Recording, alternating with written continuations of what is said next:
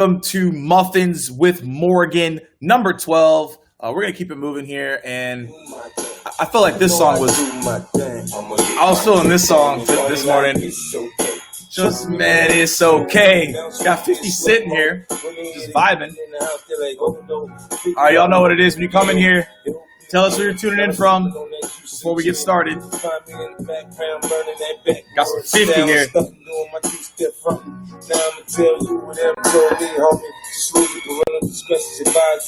Hey.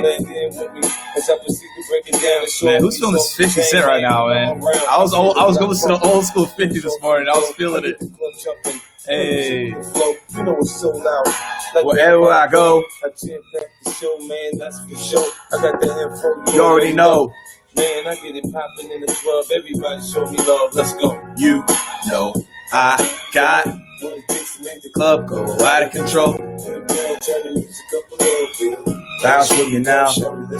Hey, you know I got. All right. Tell us where you're tuning in from. Tell us what you're tuning in from, and we're gonna get to it, as y'all already know. And oh yeah, Lynn, this is a straight jam. Kimberly, thanks so much for dropping in. Gail, thanks for dropping in. We got Chicago in here. Keep telling us where you're coming in from. And then we're going to get right into it as we always do, but tell us where you're tuning in from. And we already got our question that we want to dive into.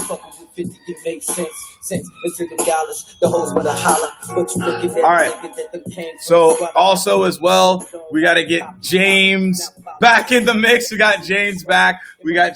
So super excited to have him back in the mix here. Again, super excited to have you all here again on another Muffins with Morgan. We're going to have James here as well, and we're going to dive into your questions as we always do. All right. So, James, what's our first question? What are we diving into today? So I spoke with a bunch of frontline reps this week, and one of the dominant questions that they have is, how do I get around this data problem that everyone seems to be suffering with? So first, the main reason why I think people are suffering from this data decay problem is that it was a problem before 2020, but now it's basically had gasoline poured on it because so many people are switching jobs, moving, becoming entrepreneurs, consultants. There's a lot of changing data, and if your system is not equipped to consistently update that data in the background, it's on the frontline rep to find that bad data. So the question is, how do I get around this? Well, the initial, my answer, and you probably have a few things to say about this too, my answer was, when you see it, be sure that it's updated in both your sales enablement tool and your CRM and your marketing automation. With that step alone, you assure that you're not going to run across this bad data point a second, third, fourth time. So that's been my answer for the reps across the board. What do you got for that one? Yeah, I think, well, there's three things, right? So one is LinkedIn also is a great source of understanding what is going on with data, right? It's the most real-time thing that you have, right? You can see when people get promoted. You see when people are changing jobs, right? There's even phone numbers and email addresses you have on there as well. So don't forget about those things on LinkedIn. That's another source that you can go to. I would say a second source to be mindful of as well is making sure that you're looking at the CRM, like James said, like looking at it, diving deep into it, making sure those things are on point as well. And then number three is, if you have the resources, make sure you have multiple pieces of data, right? I think there's another piece as well, like making sure you don't just have one data tool, because I think that also is a big piece of it too. So that's what I'm seeing in terms of data right now. I love those three high points are solid. I want to make a caveat on the LinkedIn front, though. Think human nature. When you move jobs, leave a job, get fired from a job, you don't just immediately jump on LinkedIn and change your status. So you might find someone on LinkedIn that still works at XYZ company, but when you send that email to so-and-so at xyz.com, it's going to bounce back because they left that job 3 months ago and they're still on the market. So they haven't updated their LinkedIn yet. So keep that in mind. Just because you see something on LinkedIn doesn't mean that person definitely is going to be there. That email could still bounce. That phone number could still be bad. Mark that down in your CRM and your sales enablement and your marketing automation. Yeah. Absolutely. So everybody that's here, that's tuning in, drop in your questions. Let's see what we got. I mean, we got a lot. You're gonna have to hit the questions, bro. My chat side is not loading, just so you know. Yeah, I don't know. Yeah, I'm looking at it too. I'm going to see it. Anyone who has any questions, drop them in. Again, we're going to be good to go here once we start seeing the questions flowing here. But again, one thing I would say is any question, obviously, is you could ask whatever you want. And then again, we'll flow right into it. So again, whatever you guys want to drop into, we definitely can go into that. And I think another thing that, we can touch on here, James, is what I've been asked a lot of questions about is what is the best way to organize your time now that we're obviously like 5-6 months into this right now? What are the best ways to do that right now? So my go-to has been to look at my customer-related time, things that like if I have a call with prospects, if I have a call with frontline reps, if I have a call with a VP of sales or something, that's obviously in my calendar and it's in green because it could potentially lead to revenue, right? As long as the conversation goes well. But then the other gaps of my time, I'm looking at what else can I be doing? Sometimes that's just straight, hey, I need to default to prospecting this week because we need to get more in the top of the funnel. But other times I have projects I'm working on, presentations I'm editing, content that I'm making, or helping to identify and create timestamps for that stuff. Like there are other projects we get handed. If you have that ability to be able to take on additional responsibility, be sure that the time to get that done is allocated so that you're not pressed for time. And dude, say no to people. You're going to have other things come at you where people are like, I want you to be a part of this. Can you please join us for that? Hey, you should show up to this. If you don't have the time and all your time is budgeted and you're good about keeping that calendar set, you can say no to those people or put it off and say maybe next time. No one's going to be offended by you guarding your time. That was a big point I made this week about mental health is guarding your time. This is how you guard your time. You block it off on your calendar. Even my personal shit gets put on there. Yeah. If I'm at my kid's baseball game or something on a 7:00 on a Thursday night, that's there on my calendar. Yeah, I like that too. And that was one of the things that John also told me as well, is like making sure that you have your stuff logged in for your calendar and making sure you know what's going on. And so on top of that, another thing you could think about is a 30, 60, 90. So there's 30 minutes of activity, 60 minutes of activity, 90 minutes of activity. So when you have that 30 minutes, like a key thing that you can do there is making sure, hey, in 30 minutes, I'm going to write personalized emails, right? Maybe you could write 5 or 6 emails in that 30 minutes. 60 minutes could be, I'm going to do my cold call blitz, right? 90 minutes could be, hey, maybe you're going to take an hour and a half to look at new accounts. So know how to measure that 30, 60, 90 and then color code your calendar and also do the extra things like James said. That's also another big piece of it as well.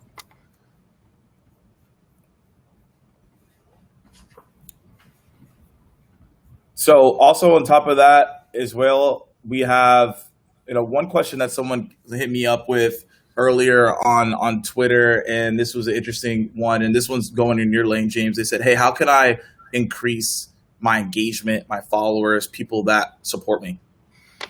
Yeah, so I think there's a couple of good steps that you could start taking. The first one is to be more consistent with more types of content. So I find a lot of reps that are like, man, I'm putting out all these videos. Bro, not everything is video, right? Like video is great, and it's a great tool that we have at our disposal, but write some stuff, post some things, use a meme or two, find a funny GIF or GIF, however you guys say it. Everybody's different. Yeah, right. But that's the way to go when you are looking at the diversification of your content, and you'll get more engagement because everybody engages with different types of content, different things. That type of stuff makes a difference when you're out there with your calendar saying, okay, today I did a post. Tomorrow I need to do a video. The day after that, I need to do a quick article. The day after that, I need to do a collaboration with somebody, right? That diversification will add to your flavors that you're putting out there for people to say, oh, I like that kind of content, or that meme was really funny. I feel that. Yeah. You definitely don't have to be locked into just this one kind of content. And the other thing is, it's great to share people's content and your company's content, but if that's the only thing you're sharing, that is not content that drives engagement. You might get 1, 2, 3, 4, 5 likes, comments, shares. You might get some minimal stuff there, but you've got to share stuff that is your original thoughts. You can't just share your company's content every day and be like, oh, that's my personal brand. That is not a personal brand. Yeah. No, not at all. I think you have to add context around what you're sharing.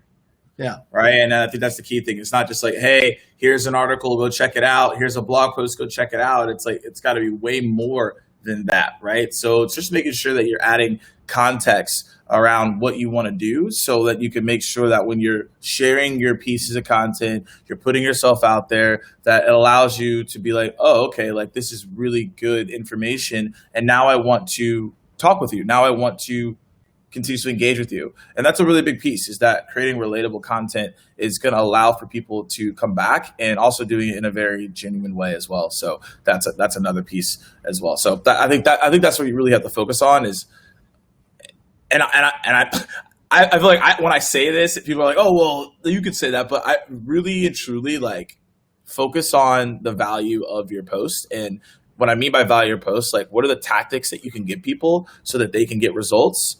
And that in return will get you impact, and that in return will get you the followers you're looking for.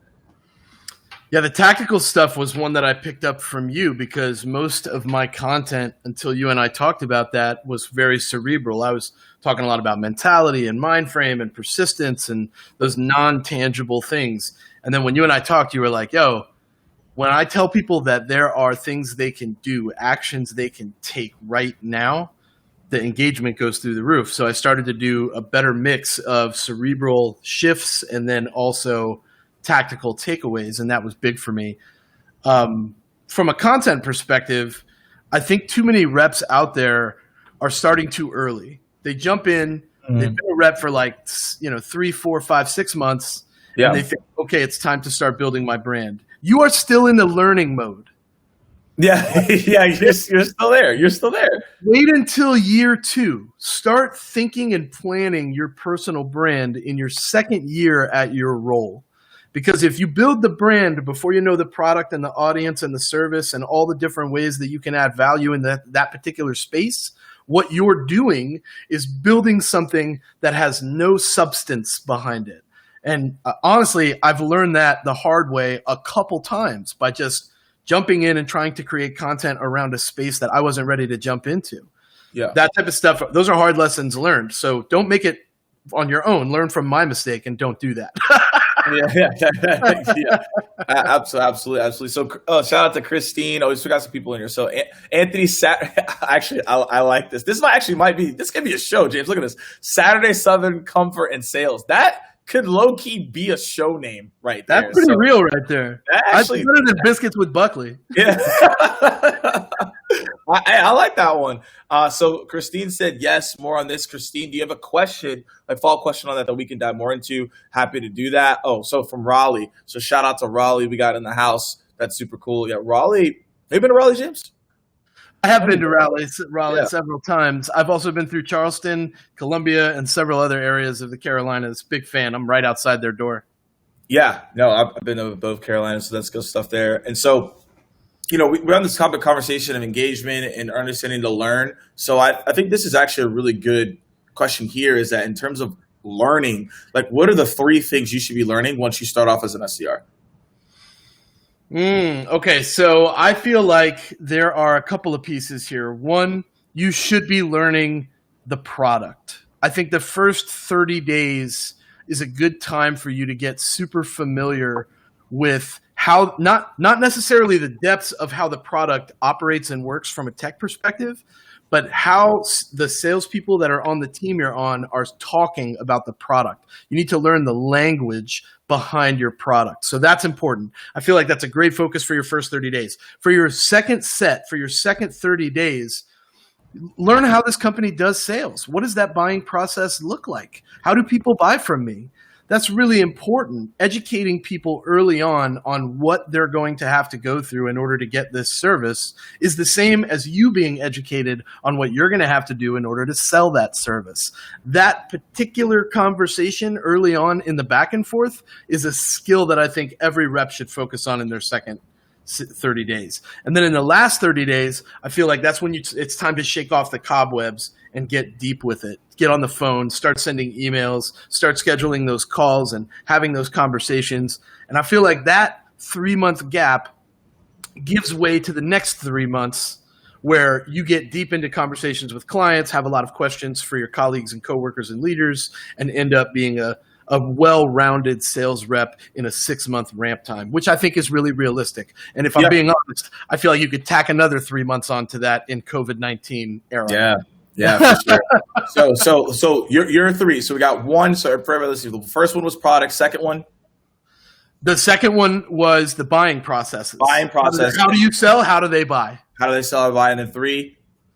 The third one was shit. I had it. Take a note right there. Yeah, the third one was getting your feet wet, getting the conversations, talking to people, right? Okay. So those 3 sets of 30 days, that gives way to the next 3 months where you're deep into those conversations. And I feel like that is a solid 6-month onboarding ramp time where at the end of that 6 months, you're able to talk the language and know about a little bit about the product, deep enough to have intelligent conversation. You have had some great exposure to buying processes and you know your selling process really well. And then at the last 30 days, by the end of that, you've had a few of these conversations. You've overcame a couple obstacles in your way. You know what some of the basic objections are that you typically hear in your convos, and that right there is the doorway for the rest of it. Yeah, I think those 3 are very solid. I'm gonna take one of those, but my first one is go to customer success and listen to those calls. That's one thing I wish I would have done more of is go to customer success, listen to the customer calls, understand what the QBRs are, like what's going on with the customers, right? And how are they engaging with those buyers, right? So it's kind of with 2 here, but I would go talk to them directly. So it's learning just the buyers themselves, like what in the world are they going through? That's really key. I think number 2 is learning from the top reps, like going to them directly to be like, what the heck are y'all doing? Like, what is going on? How are you executing, etc. And then 3 is the same as James, getting your feet wet, which means like doing more activities than you're asked to do. And that's not to say, hey, I'm a hustler. That's just to say, hey, look, I need to learn what's going on. Like, because if I don't know what's going on, then I can't modify my process. I don't know what I'm doing. And that's the real thing right there. So those are the 3 things that I would do right there. So yeah, and I want to give one to the leaders of the world that might be on this right now or listening to the replay. So leaders, right? It's great to know what your reps need to be doing for that first 90-day window and how long that ramp time should look realistically. But here's one from my very first SaaS business development manager, the guy that brought me into this business. His name is Zach Metters, works for a company called the Bridge Group. And I'll be honest, I wasn't expecting this demeanor from a leader, or Bridge Connector, actually, I think is where he's at. Anyway, Zach, great guy, used to tell me, you can ask me anything you want for your first 30 days. Your first 30 days, I will answer every question that you have. On the 31st day, when you ask me a question, I'm going to tell you, let me Google that for you. And let me just say that it only has to happen once, and then you stop getting the silly questions. Because the moment he did that to me, I was on Google every time before I went to him. And if I couldn't find it everywhere I was looking, then I would go to him. And it would be usually he'd start with, oh, that's a good question. Here's the answer. But that first 30 days, he was answering everything. And at day 31, he cut me off and was like, dude, be resourceful. Get it yourself. Figure it out. This is what we do. This is our business. So that really helped my mentality to shift from I need help all the time and I need to know answers from other people to go find the answers. Yeah, and that's key. Like, go find the answers, and then once you find the answers, execute on those answers. Right? It's not just finding it like I found it. Like, you got to go out there and do it. So that's a really good tip there. And we got a question here from Seth. So he says, I'm in healthcare sales, targeting a certain persona, targeting obviously a certain amount of people. Not a lot of LinkedIn engagement from my ICP. Do you think the content, personal branding is relevant for this space? So go ahead. Yeah. My take is that, and this is what I told someone the other day, is don't think about personal brand as personal brand. You need to think about it as reputation. And so everyone at the end of the day has a reputation, right? In whatever space that you're in. And so what I would say is there are probably certain people that you could build reputation with that might be in that space or could refer you to other people in that space. And also, when you're building this brand, more so what this is going to help you do, right, is help you understand and become more of a subject matter expert in that space. Because as you share that context and the content, right, you in return will start to learn more as well. So it's not just, hey, like, look at me, what's up? It's I'm learning along the way. I'm sharing some insights, and then people are willing to engage with me. And shout out to David McHale. He's doing a good job with that. He's not in the healthcare space. He's in the security space, and he's getting a lot of engagement because he's just sharing things that are happening in the security space and being himself, and he's getting a lot of security professionals to connect with him. So not your space, but that's an example. But James, I want to see what your take is here. Yeah, totally. Become somebody that is worth talking to in your space by constantly putting content out there that represents the space in a positive way. When people see, so if you're reaching out to a prospect or if you have a deal going and it's between you and one other company / rep, whatever the case is, if they're like anyone that knows people in today's world knows, when you meet somebody new, the first thing you do is you vet them, you look them up. Right? Whether you like them or not, you're like, who's this person? And you start looking for them on whatever platform that you spend time on. If when they find you, they see wonderful content, amazing thought process, wonderful additions to the space, and here's what I think, what do you think? And there's this great sense of value all around you when it comes to their business, you became a valued resource in that moment. If they look you up and what they see is that you're a sales rep at this healthcare company and you want to do X, Y, and Z and it's in your job description, and then they look at your content and there's nothing there, you just became a sales rep that wants to sell me something. And I would rather be a valued resource than a sales rep that wants to sell you something any day of the week. And if you want to learn more about this, join us for the live cast that we're doing August 11th and 12th. We're going to dive a little bit deeper into building a personal brand. You can check that out at jbarrows.com in the events section. We have, so shout outs to David too. Yeah, he shares some stuff in security where I'm like, yo, I really didn't need to know that. I could do without that information, bruh, but it's all good. He's good people, and so he's good stuff. So Seth, let us know if that helped answer your question there as well. And then Hatham came in there. It's a great tip in terms of customer success. Yeah, you want to make sure that you're going to them. I think a lot of people don't take the time to be like, let me learn about the customer, because they're going to be the people who are going to tell you whether it's going to work or not. So that's a key element, and you want to make sure that you're doing that across the board. So again, that's just something to be mindful of. So on top of that, let's see what we got here. I would also say, this is another key one that I see coming up a good bit, James, in terms of questions that I've got here and also things that I've seen across the board.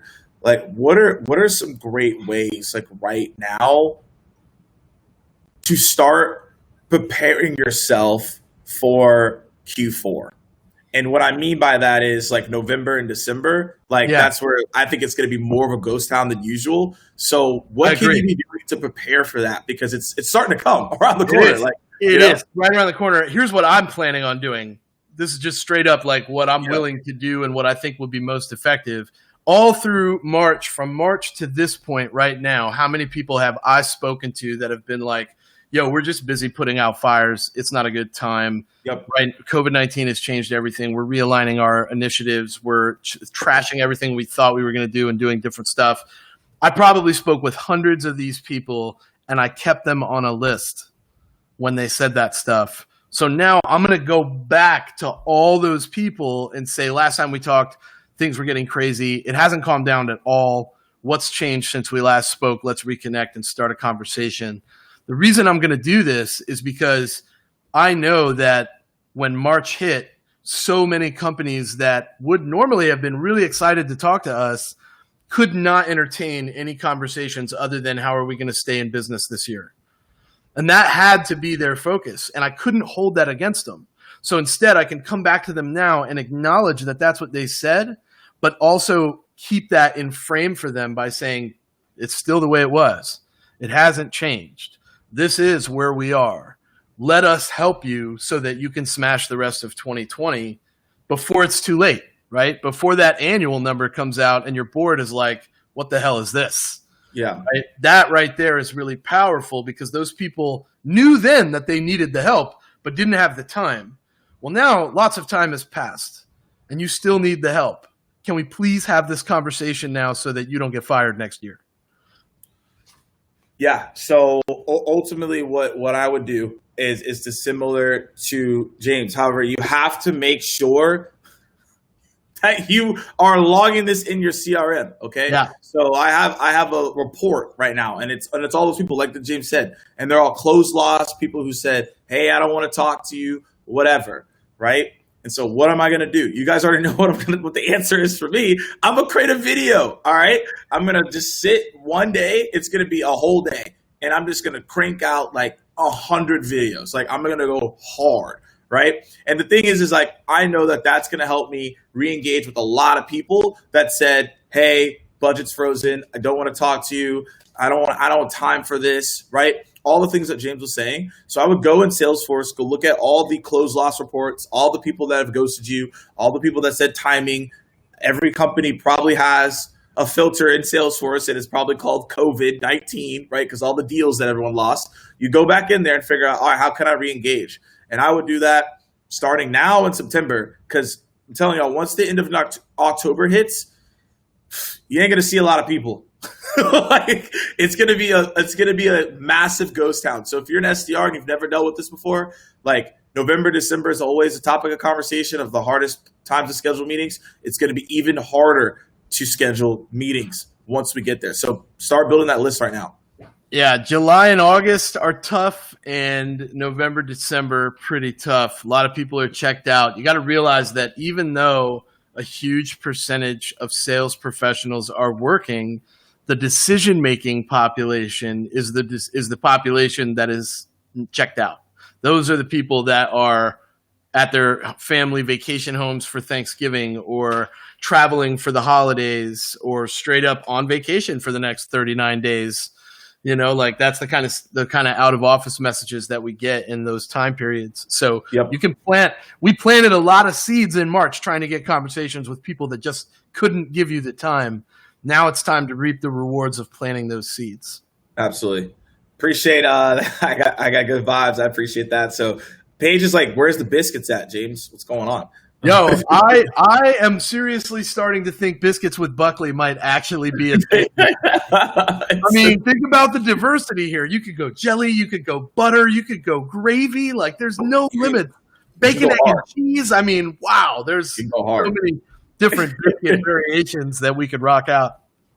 You can definitely go hard on that. Hey, biscuits and Buckley, hey, it's a thing. So here we got from Hatham. He says, "Any advice on how you can educate the market as a rep when you're selling a new way of doing something that they might not be privy to already?" Morgan, you already know. You already know what we're going to say. Best phrase in the game. Things have changed. That, for whatever reason, when we say this to people, no matter if it's on their end or our end, we can reach out to someone and say, "Things have changed on our end." You reach out and say, "What's changed on your end?" Or, "I noticed that something changed on your end." If you're a social listener, we talk about that a lot. But either way, when you're talking about change, you're talking about a different kind of conversation, something that is directly related and can benefit whatever that change might be. Whether it's, "I added this feature that 3 years ago you told me you wanted, so now we should have this conversation," or, "I noticed you guys made a pivot in your business model, and I believe we're a better fit for you as a result of that pivot." That both of those have the same connotation. Things have changed. Yeah, so I mean, I don't have much to add to that, right there, because that's going to be my answer. Is that, but let's take it a step further, right? Is that things have changed because also the priorities of your customers have changed as well. Now we have, James knows this. We're talking to sales leaders, and instead of before, it was like, "Yeah, I need my reps. My reps aren't getting on the phone and I can't hear things in the office." Now it's like, well, I got to keep my reps just motivated. Like, I just got to keep them like sane here, right? Another thing right now is like, how do I keep my reps engaged in a remote environment? And also, we're getting conversations happening right now where a lot of the sales kickoffs that we would normally go on site to are remote. So now the game has also changed where the enablement leaders' priorities is, hey, who can I bring in that's going to be good remote, right? Because just because someone was a great speaker in person, it might not translate to the virtual style too. So like that's a new priority that they have to accomplish, right? So that's the one thing that I would say is that you have to just remember like that not only things have changed like in general, but also the priorities and the challenges of the people that you're talking to have also changed. That's the key point. Yeah, I'll give you one more that I think is interesting. Make it fun to educate them. Don't be the educator that condescends and talks down and they can feel like they're being talked at instead of being talked to. 100%. Like this job is supposed to be fun and exciting for the people that we talk to, because sales is in fact the transfer of enthusiasm. When you make somebody feel good and provide value, it's much harder for them to say no. Absolutely. So that's the key thing there. So it looks like someone else keeps a similar list of folks that they talk to 6 down months the line. So that's key. Hathan said it was fire, so he liked that right there. So we're good there. If anyone else has any questions, drop them in there as well. And I think that's key though, is like you have to make sure that you are keeping the follow up going. I followed up with someone last week, and they appreciated what I like to call pleasant persistence is what I call. I'm pleasantly persistent. I'll keep showing up, but it's not gonna be annoying, but it's gonna be pleasant persistence, and they appreciated it. We finally had a conversation. It was a great conversation. So you have to make sure that you are staying on top of your follow-ups and not letting it go through the cracks, because guess what? Like another person could come along and completely take advantage of you not following up. So make sure that you're paying attention to that too. Yeah, I have a good follow-up tip that's new for those. I don't think I've shared this one on Muffins yet, but follow up with the no. Follow up when they say no to you. You don't have to say no and never talk to me again. Don't mean the same thing. So you don't have to take no and be like, okay, thanks, and then change that person in your system to never talk to this person. That's not what that means. It just means no. If you reach out 6 months later, one of two things is going to happen. One, they're still not going to, or maybe three things. They're still not going to be ready for you. Okay, well, you're right back where you were now anyway. No. Yeah. Okay, that's just another no. I'm fine with that. Or they're like, yes, this is relevant right now. Oh my God, what a concept, right? Yeah. And then the third and final option is, I appreciate your persistence. Let's have a conversation, which is great. Exactly. I feel like people interpret no as, I never want to have this conversation with you ever. I suppose there's probably a fourth option there, and that is that person that told you no is not even at that company anymore. Yeah, exactly. Yeah, they're somewhere else. Which means the whole company is now a prospect again. You can start over. Exactly. Yeah, no, that's actually that's a valid point in making sure that. I can tell you a quick story. Yeah, go into it. Yeah. So I met with this lady, Debbie, right? And our conversation started with, how are things going on the Salesforce administration level? And she hit me back with a YouTube link of a guy on a horse trying to herd cats, and the cats were like going everywhere. So I wrote back and I said, oh my God, I'm a cat person. This is a great video. Where did you find this? She's like, oh, it's been around for a while. If you've seen it, you know about it. But we ended up doing the demo, right? We talked about my cats, her cats. It was like 20-minute conversation about cats, a 10-minute conversation about Cirrus Insight. She said no. Went with Yesware, which was a competitor then. Yep. I waited 6 months, and I set a task in Salesforce that said, my only thing it said in the task was, how's it going with Yesware? That's it. And when I sent that, she wrote back and said, how do I sign up with you guys? She used a different phrasing to describe her experience with Yesware that I won't mention here. But what was amazing to me was that she was willing to come back in 3 minutes with, how do I sign up with you guys? She told me no. But all I did was follow up and say, how's it going with that decision? It's a simple follow-up. And the thing is, like, there was nothing complex, but it was just a simple following up. Hey, how's it going? Yeah, and when she told me no, I was really supportive. I was like, no big deal. Thanks a lot. I appreciate our relationship. Let's stay in touch. Like, that's a real story. Absolutely. She closed for $70K.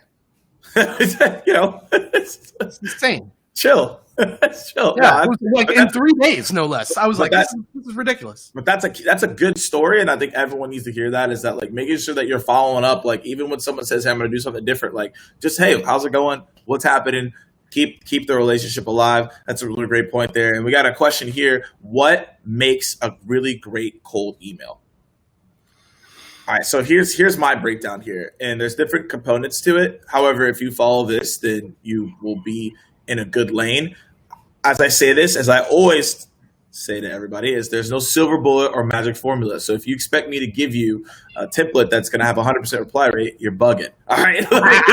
It's just not going to happen. All right. But I got it for you guys. So first and foremost, like your subject line. All right. The subject line is important. So you want to make sure this is less than 5 words is what we've seen to get a high open rate here. And also when you're doing your subject line, there's different components you can add to it, like the greater than less than sign, the plus signs, right? There's a ton of things that you can do. However, I normally suggest that it just be less than 5 words and make it relatable in some way. Make it unique, make it something that stands out, make it relevant. Those are a couple things. Now, what you can do, right, in terms of a message, let's say if I was going after James, right, and I'm trying to get a meeting with James, I'll give you an example of my plus sign email. So there's 3 components to it. The first part is going to be something that is relative to him, right? So I might go find out that he is huge fan of Ireland, right? So I'm going to put Ireland in the first piece of this subject line. That's going to get him to open it, right? Oh yeah, no doubt. Right? I'm opening that. Anything with Ireland, he's going to open up, right? So this is me just doing my research. Then Ireland plus, let's say if I was offering sales training, right, to him, what I'm going to do is I'm going to put prospecting. Maybe that's top of mind for him. So I put a topic that's relative to him, and then I'll put my company name. So that's the way that I do it. So the first part is something that's directly personalized to him, right? Something that I found. So I know he likes Ireland. Ireland plus prospecting, because that's a topic that he talks about a lot. So I'm trying to sell him some prospecting here. And then the last piece is JB sales. So then I'm trying to sell him JB sales training. So that formula. You got a formula. I told you guys. Don't forget the greater than less than. That's the next one. That's the next one too. So that's a formula I just gave you all. So first thing you put is what is something that is personalized to them. That's going to make them be like, this is something unique. The second thing is what is the topic you want to talk to them about. So I put prospecting. You could put cybersecurity, whatever. Then that third piece is the company. Okay, so your company, not their company, your company, right? There's also the greater than less than sign on your subject line. This is one of my favorite ones here, right? So if someone wants to put this in the chat, you can put the greater than less than sign here. And yeah, I got so many formulas. It's crazy. So what we're gonna do here is you're gonna do their first name. So we'll use James for example here again. James, greater than less than sign, right? And then their name. Or no, your company. My bad. Your company. So their first name, right? So James. Greater than less than sign, right? If someone wants to put the greater than less than sign in there, I know Paige knows what I'm talking about, the greater than less than sign. And then what you're doing, boom, is what you're going to do is put your company name, all right? Don't put their company name. This is where you mess up. All right, so Anthony, it's the other way around. So it's what Seth's doing right there. That's the one that you want, all right? So there's a psychology around this because it acts as a connector and people are willing to open up, right, the emails that you have, right? So that's the key thing. So again, their first name, right? This is the formula again. We got a lot of formulas. Their first name, greater than less than sign. Again, your company name, all right? Then the next piece is the first 4 to 5 words. All right, so this is what I don't do this, all right? Don't do this. Some of you already know I'm going to go with this, but please don't be this person that says, I hope all is well. Hope you're having a great week. Hope you're having a great weekend. Hope you're staying safe in these unprecedented times. Like that's how I like in my head, that's what it sounds like to me. And at the end of the day, this is only good if you know the person. If you don't know the person, then don't put this. All right, it's filler. And I ask every single training, I ask the executives, hey, would you even open this email up? 98% of them say they would immediately delete it. So that's just the proof point right there. So make sure that you get rid of that completely, right? And put these things. I noticed, I saw, I was researching, I can imagine, all these things, right? These are things you can do. Now, I'm testing out some new ones. I'll probably have maybe in a couple weeks and I'll be like, hey, these are some new ones that I'm trying out, and I'll tell you all if they work, but the ones I gave you work. I noticed, I saw, based on my research, you want to make sure your first 4 to 5 words are going to stand out because most emails are read on a mobile device, right? So you want to make sure that that's there, right? And then what you have to do is make sure the first 2 sentences are personalized and relevant in some way to the person. Again, that's based on research that you found, based on the persona. We just talked about customer success. The middle part is your value prop. What are you offering in terms of solution base? And then the last piece is the call to action. And what we found to be successful is asking people, are you curious to take a deeper dialogue? Are you open to learning more? Those are the things you should be doing there. And then what we found as a sign off to be successful is putting thanks in advance in that as well. So that's also well. And then also, Anthony, don't put any links in your first email. Don't put any links in your first email. So that's the key there. James, I don't know if you want to dive into it. There's a couple follow-ups that I want to answer, but I don't know if you want to add anything before I answer these follow-ups. Yeah, so again, I am heavy on pattern interrupts and weird off-the-wall stuff that catches attention. Videos make great cold emails. You might not feel like that's the case, but if somebody sends you all the email characteristics that Morgan just sent you, and then there's this great 45-second, 60-second video accompanied with it that's clearly tailored and about them and really hyper-personalized and upbeat and makes them feel good, you have a much more likelihood that they're going to respond to you. Another thing that's good, be funny, be humorous. Everybody has a funny bone. Use it. It makes a difference in the way people feel about responding to your email. Nobody wants to have a super duper heavy emotional conversation about solving problems at work. Nobody. What people want to have are solutions that are easy to implement, easy to talk about, fun to have conversations with their team with. That type of stuff goes a lot further than let's get your board in a room and have this really downer conversation about the overhead cost and the manpower that this is going to take to. You got to minimize that feeling that people get in your emails on your cold approaches.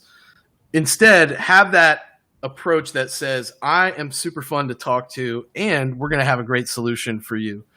Morgan and I put content out that leads people to believe that we are fun to talk with. Just yesterday, we were on a call with a guy that was really transparent with us and said, you guys are so much fun to talk to. I don't feel like I want to end the call. And that is a best, even if they're pushing you off a little bit, that's a really powerful position for us to be in as sales professionals. Absolutely. I agree with that 100%. And adding humor into your emails, I think that's a key component. But make sure that you're adding it in the right way. Don't be inappropriate. I've done that. You're not doing something crazy, right? That's the key thing. So, Haytham, this is interesting. Jeremy Donovan posted this. I don't know what the exact post is. However, he did say that the I got more opens than other words. So just be mindful of that. That's what I saw, and I've seen that myself. And in terms of Seth, I still think people still read their emails on their mobile. I'm also considering the fact that people are still probably taking walks. People are going outside, right? Places are starting to open now. So people are probably still going out there, and they probably don't want to look at their computer all day long. And again, we're still in a mobile world, regardless of us being COVID. Like most apps are obviously on the phone, right? So people are still leaning towards that. So I would still always, just a best practice, to think that every single email is going to be read on the phone, because it will allow you to be what I like to call be brief, be brilliant, be gone. And then you're in a really good spot. So that's what I would say there. I have one more to share with you, and it's a specific tactic that I use and that I do all the time. One of the number one questions we get when we send a cold email, no matter what's in it, is, how did you get my contact information? So again, leveraging humor, I will send a screenshot of the Eye of Sauron, and I will say, no one hides from me. It gets a good laugh, and they put their defenses down, and then we can have a real conversation. So this next question is about making people laugh, making them more engaging, right? So what do you think of doing a picture? What do you think of doing a picture of you waving and their website as a thumbnail for the video? Yes, every single time. Every single video that I have, it's a wave, and I smile at every single video. If you're not smiling in your video, well, I don't know what you're doing. Here's why. Because let's say if you were to go approach someone, right? You're at an event. Let's think about this event. And you go up to someone and you're not smiling and you're frowning. You're just like, nice to meet you. My name's Morgan. The person's going to be like, yo, get away from me. So think about it as going to an event. You would never frown. You would never look upset. You would never look sad. This is just the replacement of the event right now. And it's the closest thing we're going to get to face for a long time. All right. So because of that, you got to make sure you have your smile, you have your wave, like you're meeting someone. So every person I meet at an event, I'm smiling, you do a handshake. So that's why I always do the wave in the video. It's just like, hey, I'm Morgan Ingram from JB Sales. The reason for my video is, and then I go into it. You want to be a person that's approachable and people want to engage with. You don't want to look like Snape in Harry Potter and you look upset and no one wants to talk to you. All right. So that's my answer on that one. James, you can add some insight on that if you want to too. The thing is that being a naturally funny person, it's hard to know where to draw the line. That is 100% true in all cases when you have a natural funny bone that comes out in conversations, especially if you're like me and you don't have that other thing that people have that makes you uncomfortable around strangers. I don't have that. So for me, sometimes I feel like I have to take a step back. Don't do what I do and get really instinctive and be like, I'm just going to start sending funny stuff. That's not – because you're funny is not funny for everybody all the time. Yeah, for sure. Step back and realize, like, okay, why is this funny? Is it just funny to me? Is this like a context that I have with me and my buddy? Like, don't send the inside joke meme to your prospect if they don't have the context behind it. And I know a lot of you are probably watching this going, James, that's common sense. It's not. Some people do this. I've seen it. It happens. And then I don't know why they wouldn't think that was funny. Dude, that's an inside joke. Like, you can't just send that. They're like, yeah, get out of here. You're not in that circle. Okay, so cool. That was a good answer there. And then also shout out to Steven on this one. He said, hey, the reason I purchased the on-demand platform is 100% James, Sales, and Morgan J. Ingram make sales training entertaining and always have great content. So Steven, much love to you, man. We appreciate that comment. Yeah. Cool. Yeah. And also, Anthony, no Snape faces. Like, this is really key. Like, I always yell about this is like one of the key factors of getting your video open is smiling and looking like you're an engaging person. Because if not, like, I'm going to look at you and be like, all right, like, I'm going to move on. Right. We just saw this one that said, hey, look, sales, you're getting 100 to 200 sales emails per day if you're an executive. So you want to make sure that you're going to have something that stands out. You're smiling, you're engaging, and people are like, okay, like, that's someone I want to talk to. So I think we got to clear something up here, and I think this is worth mentioning since we're on the video topic once again. But I feel like people are like, of course you would smile, and of course you would wave, and of course, like, all these things. But let me tell you what I see that I think people are not conscious of the fact that they do. But you could be saying great stuff, but you're shaking your head no, and you have this painful furrow in your brow the whole time. James, we should connect and have this conversation because I can really help you. Like, dude, if you're telling me you can help me but shaking your head no and have a painful look on your face, I'm probably not going to feel that vibe. You got. Hey, what? This is much better. You feel me? Exactly. I feel like subconsciously people do these videos and they're like, James, can you give me some feedback on this video? And I'll be like, first off, why do you look like that? Yeah, it's like, let's break this down first. You're shaking your head no, but asking for time. That's not going to happen. It's the body language. It is. Talking with your hands, the nonverbals, those are really important. I've been practicing those a lot lately because the virtual environment that we're in right now, like, the more that you can understand that, the better it's going to be for everyone, like, listening in right now. Because again, a lot of the stuff that's happening right now is going to be focused on making sure that you have those nonverbals down. You're making sure you have your voice tones down, right? All the things that we've been talking about, those are just super important. So again, just keep those in mind as we're having this conversation here, and you guys are thinking about going about and doing video and things of that nature. So. But again, I think that's a good question. Make sure that you're smiling, making sure you're doing that. You don't have that, what was that? They do it. See, that's the thing. Why people do that? I mean, that's what a prospect's going to look like when they're watching the video if you're doing that. Yeah, exactly. Maybe that's what it is. Maybe they know that that's how that's coming across. It's mirroring gone wrong. We have the best data that can provide you in the business. Stop it. That's good stuff. That's good stuff. All right. So make sure that you smile, right? Make sure that you're engaging there. That's a really key piece there. And yeah, Hatham, definitely go check out Jeremy Donovan's post. Like, he talks a lot about the eyes. I think people will continuously think about other obviously ways to do that intro and that email. But I think if you focus on what I was talking about there, then you're going to have a lot more better emails and you're going to put yourself in a good spot. I saw a good tip for any type of like one-to-one video, like a demo or a face-to-face on Zoom. But I saw a good tip that said it's hard not to look at what's on the screen, but what you should be looking at is the camera.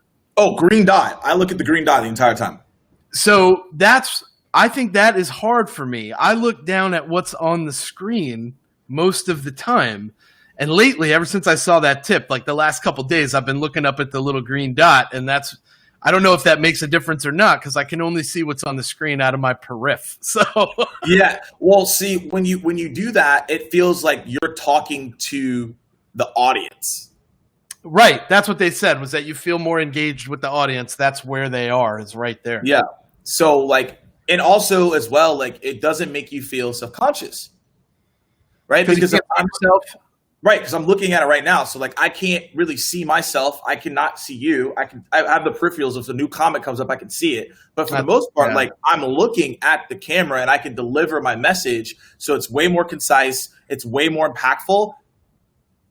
And also you're more engaged because I'm looking at you. Because if I'm looking at this, then I'm not really looking at you because you're looking at the camera too while you're looking at us, right? And also, again, it just makes sure that you can deliver it because you're not looking at yourself. Because when you look at yourself, then you're like, I don't like the way that I look. I don't like the way that I sound. I don't feel that way at all when I look at myself. A pretty good level of confidence, feeling pretty good. Large majority of people, they'll look at themselves and then they're like, I can't make this video. And then I say, change it. Look at the camera. And they're like, oh, that's a lot easier. So that's how I do it. Yeah, I guess I'm just not as self-conscious as I should be, maybe. That's a good thing. like you're confident, you're like, hey, like, I'm here. But most people, they like freak out. They'll look at themselves in the video, they're like, oh my gosh, yeah, I can't do this. And they'll take them like hours to make a video, right? And it's because you just got to look at the green dot. My mind's a green dot, it could be a red dot for you, but on my Mac it's green. So you heard that, if you're in Microsoft, you got the red dots. That's not good. Outlook calendar, the worst calendar ever, but that's a whole nother conversation. Hey, Ryan said, hey, say what? He's calling you out. That's my guy right there. Yo, the raps are fire, dude. I loved your Moana. Are y'all collabing? So I think we should, man. I really like this idea of collabos and hip hop and sales being more team oriented and getting like a lot of like, dude, we could do ciphers, man. Like that'd be blast right there. Okay, so here's a question. Who would you have in your cipher? Ryan for sure, definitely. Bawden, if he would do it, and then definitely Keith from Sales Loft had great flows. Yeah, that's good. That's good. Those are good things. Yeah, and there were a couple of people that I didn't know. If you guys haven't checked it out, like hashtag hip hop and sales on LinkedIn went bananas when I put like a rap battle out between buyers and sellers. That was crazy. The response was bananas. I had like 12 or 13 different submissions all coming my way.